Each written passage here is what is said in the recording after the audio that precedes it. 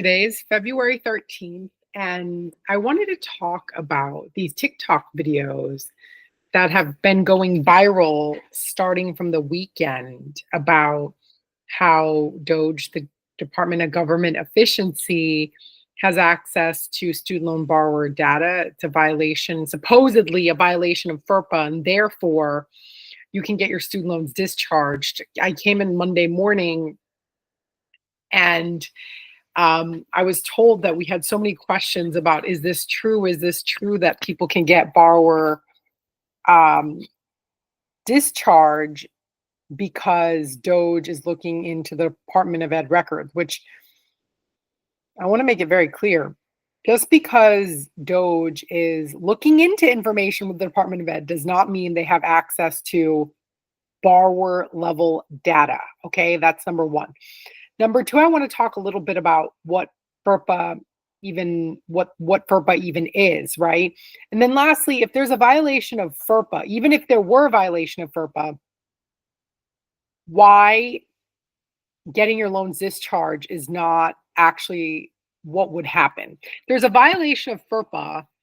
It is the Department of Education's job, or the government's job, to stop the violation of FERPA. It's not their job to say, because FERPA was violated, your student loans should get discharged. That does not make any logical sense.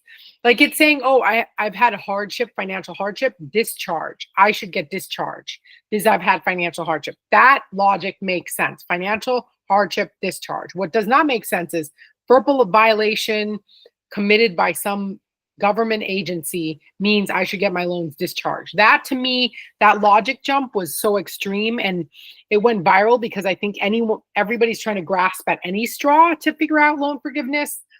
I want to talk about, if you were grasping onto the idea of loan forgiveness because of a FERPA violation, I want to talk about real, tangible legal outlets to get your loans forgiven based on actually qualifying under the laws that have already been created, okay? Rather than trying to be like, oh, there's a violation by Elon Musk, therefore I should get my loans discharged. It is just a logical jump that does not make any sense. But I will talk about at the end, stay till the end, and I will talk about what are legal outlets to get your loans forgiven, okay? So first, let's talk about what is going viral. I mentioned it a little.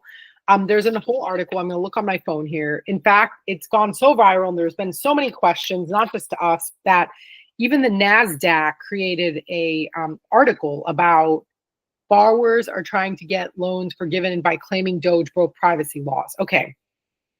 FERPA. FERPA stands for Family Education Rights and Privacy Act. So FERPA, I looked it up, applies to agencies that take federal funds through Department of Education, like colleges and schools. They have to protect students' privacy rights. Parents, and they even have rules like parents can access records until 18. Once you turn 18, then the FERPA rights transfer to the student themselves, okay? There's all kinds of rules. They have to follow rules to protect the privacy. It applies to entities getting federal funds, including student loan grants, aid, and even just like Perkins loans, whatever source of federal aid. FERPA oversees the protection of rights of students who get funding, whether it's through grants or loans. That's what FERPA does. So, for example, there's rules on whose information, how information can get released, who it can get released to, but it does not actually apply to the Department of Education itself. FERPA does not apply to the Department of Education itself, okay? The Department of Education can work with other government agencies and share information, and it's not a violation of FERPA. So I want to make that very clear. So the claim that DOGE violated FERPA is untrue because FERPA does not apply to the Department of Education, number one. Number two is DOGE is not getting access, from everything I've read, to borrower level data. They're not getting access to it. Just because they're getting access to information from the Department of Ed does not mean they're accessing borrower level data. I want to make that very clear. Just because DOGE is in working with the Department of Ed, again, they may have access to information aggregated, but it's not like they know, okay, you're John Smith, your social security number, what school you went to, how much you borrow, what degrees you got. They don't, I don't even think that's what they care about. Okay. I want to make it very clear. Right now, they are focused on figuring out what accounting systems need to be fixed to prevent fraudsters from taking money from the government. It has nothing to do with US citizen level data on what you borrowed for what school. That I highly doubt they care about or they have access to at this point in time, or that they're trying to understand or access. So I want to clarify that right away. Even the Department of Ed spokesperson came out and said that anybody from DOGE has the necessary background and clearances to access the data, and that there's nothing inappropriate, nefarious happening with that data. So again, I just want to make that clear. Okay, so there's also student loan lawyers who are way more qualified than I am that are researching, and for example, Josh Cohen, a student loan lawyer, basically said, and by the way, there is precedent, and the precedent says that if you file a lawsuit because of a FERPA violation, that essentially there is no private right of action under FERPA, which means that you don't have a right as a private citizen, as an individual, to file a lawsuit. So that's first and foremost, from my understanding, right? So if you file a lawsuit, it's just going to be a waste of money and time. Or, I mean, they encourage people to go file complaints. You can come file complaints all day long. That's your right. And if you are really bothered, you can file a complaint. But that does not mean your loans are going to get discharged. I want to make it very clear. You filing a complaint for any violation of any law does not mean an agreement and a contract you signed to pay back the loans will all of a sudden be erased because somebody did something wrong. That's just not how it works. I know with Navient, they went through a lawsuit and they found Navient, credible evidence that Navient violated a lot of rules, and the government through court systems decided that they should pay back specific amount of debt for private borrowers. Okay. That Navient suit, again, had to be decided by a judge. So it's not like you're going to file a complaint and tomorrow your loans are going to get discharged. That's just not going to happen. Anything would have to be a court action, because there's nothing in the legislation right now that says, hey, if you took student loans and there's a violation of FERPA, you get your loans discharged. There's nothing that says that. So it would literally have to be a court action, and a private citizen cannot file that lawsuit. Therefore, if you try to file that lawsuit or you file a complaint, nothing will likely happen with it. It'll just get thrown out. It's a waste of time, money, and energy even thinking about it. But the reason I'm creating this video is because I want to address the concerns about the viral content coming out, number one. Number two, I want to talk about what is it that you can actually do to make sure you're in good standing with your student loans, okay? That's really important. What is it that you can actually do that will make a meaningful difference? Filing a complaint to the Department of Ed for FERPA violation will not actually yield loan forgiveness. So what is it that you can do?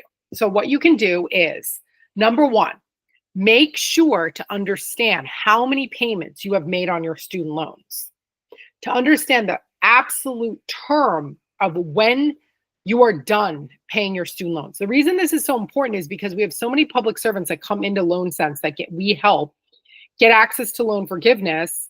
What they are very good at doing is filing into income-driven plans, but not good at certifying their employers to actually shorten the length of payment and payback.